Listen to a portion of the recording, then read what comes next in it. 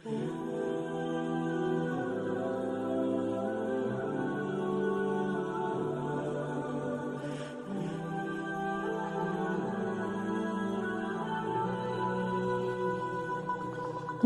و نصلی علی رسول الکریم، اما بعد فاعوذ باللہ من الشیطان الرجیم، بسم اللہ الرحمن الرحیم۔ معزز سامعین، آج میں آپ کے سامنے شب بارات کی فضیلت اور اہمیت بیان کروں گی۔ 14 شعبان کا دن گزار کر آنے والی ایمان افروز رات شب بارات کہلاتی ہے۔ اس کی اہمیت مسلمہ ہے۔ اس رات میں رب العالمین کی بے پایا شفقت و رحمت و تشکر کا اظہار اور اپنی نیاز مندی کا عاجزانہ اعتراف کرنے کا موقع میسر آتا ہے۔ اس رات میں ایسے قیمتی اور نایاب لمحات رکھے گئے ہیں جو صرف خوش نصیبوں کو ہی حاصل ہوتے ہیں۔ اس کو لیلۃ البرات اور لیلۃ الرحمت بھی کہتے ہیں۔ حدیث میں ہے کہ اللہ تعالیٰ اس رات میں اپنے بندوں پر رحمت اور خیر کے دروازے کھول دیتا ہے۔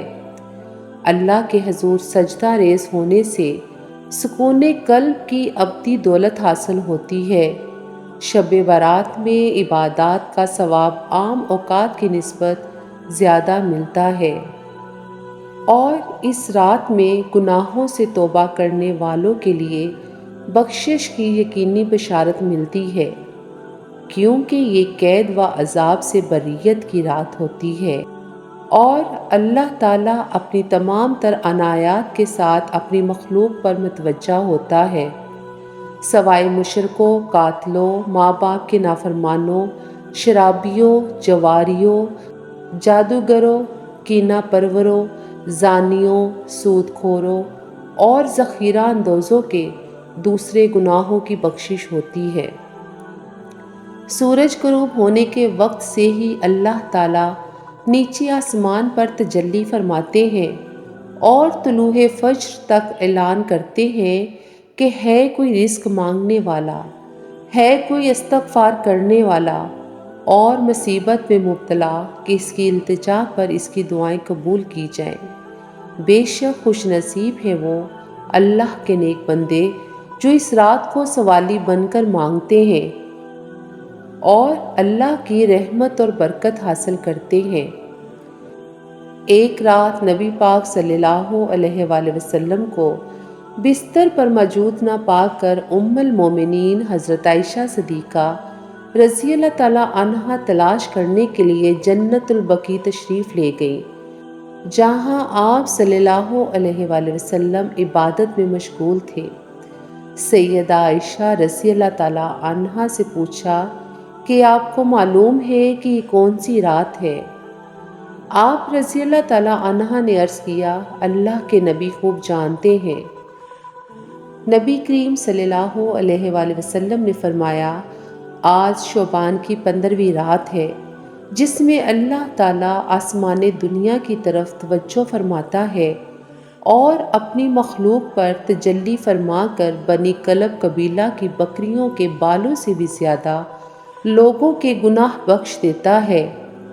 آپ صلی اللہ علیہ وآلہ وسلم نے نہ صرف رمضان المبارک میں غیر معمولی طور پر عبادت فرمایا کرتے تھے، بلکہ شعبان کے مہینے میں آپ صلی اللہ علیہ وآلہ وسلم کے اوپر ایک خاص کیفیت طاری ہو جایا کرتی تھی۔ نبی پاک صلی اللہ علیہ وآلہ وسلم کا ارشاد مبارک ہے، رمضان اللہ کا جبکہ شعبان میرا مہینہ ہے۔ اس ماہ کی 15ویں تاریخ کو رات کو جاگ کر عبادت کرنے اور ان کو روزہ رکھنے کی بہت اہمیت بیان فرمائی گئی ہے۔ حضرت عائشہ صدیقہ رضی اللہ تعالیٰ عنہا اور حضرت ام سلمہ رضی اللہ تعالیٰ عنہا فرماتی ہیں کہ رمضان کے سوا سال کے باقی 11 مہینوں میں شعبان ہی وہ مہینہ تھا جس میں نبی پاک صلی اللہ علیہ وآلہ وسلم سب سے زیادہ روزے رکھا کرتے تھے، اور آپ صلی اللہ علیہ وآلہ وسلم کا یہ عمل گہرے روحانی تعلق کی بنا پر تھا۔ آپ صلی اللہ علیہ وآلہ وسلم نے اپنی امت کے مسلمانوں کے لیے اس کو سنت اس لیے قرار نہ دیا کہ رمضان کے فرض روزوں کے ساتھ شعبان کے روزوں کا اضافہ ایک بوجھ بن جائے گا۔ سرکار دو عالم صلی اللہ علیہ وآلہ وسلم نے فرمایا کہ ماہ شعبان میں لوگوں کے اعمال اللہ کے حضور پیش کیے جاتے ہیں۔ میں چاہتا ہوں کہ میرے اعمال جب پیش کیے جائیں تو میں روزے کی حالت میں ہوں۔ سبحان اللہ! یہ ارشاد اس ہستی کا ہے جن کے لیے دو جہان تخلیق کیے گئے ہیں۔ حضرت علی رضی اللہ تعالیٰ عنہ فرماتے ہیں کہ شب برات کو جو دعا اللہ سے مانگی جائے وہ قبول ہوتی ہے۔ آپ خود بھی اس رات کو کھلے آسمان کی طرف نگاہ اٹھا کر بہت دیر تک دعاؤں میں مشغول رہا کرتے تھے۔ حضرت اسامہ رضی اللہ تعالیٰ عنہ نے فرمایا کہ شب برات کو اعمال کا حساب ہوتا ہے۔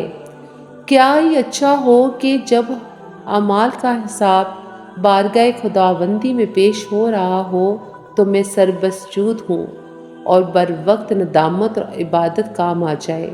اس شب مبارکہ کے بارے میں غوث اعظم شیخ عبد القادر جیلانی رحمۃ اللہ علیہ فرماتے ہیں، بہت سے لوگوں کے کفن تیار ہو چکے ہیں مگر وہ موت سے غافل اپنی دنیا میں لگے ہوئے ہیں۔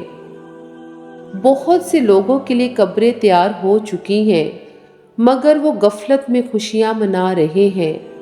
حدیث مبارکہ میں ہے کہ اس مبارک رات کو جو شخص 4 رکعت نفل اس طرح ادا کرے کہ ہر رکعت میں 50 مرتبہ سورہ اخلاص اور کل 200 مرتبہ پڑھے اور پھر دن کو روزہ رکھے تو اللہ تعالیٰ اس کے بہت سے گناہ معاف کر دیتا ہے۔ رحمت خداوندی بہانہ تلاش کرتی ہے۔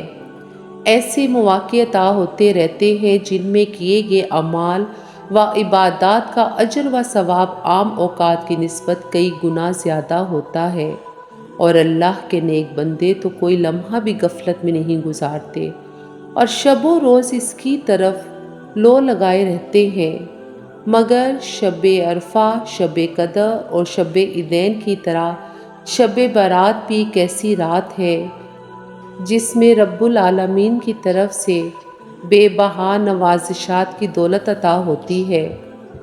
ویسے تو ہر وقت ہر حال میں اللہ کی بندگی و اطاعت کا نام عبادت ہے، تاہم شب برات کے قیمتی لمحات میں اس کی بندگی، اس کی عبادت کر کے برکات و فیوز سے بہرہ ور ہونا اور مغفرت کی خاطر گر گرا کر دعائیں مانگنے والوں کو نہ صرف ثواب ہوتا ہے بلکہ آخرت بھی سنور جاتی ہے۔ سبحان اللہ! معزز سامعین، بعض بدقسمت اور نادان مسلمان اس رات کو عبادت کرنے کے بجائے اس کو آتش بازی، چراغاں اور حلوہ پوری کی رسموں تک محدود کر کے اس کے فیوز و برکات سے مستفید نہیں ہوتے۔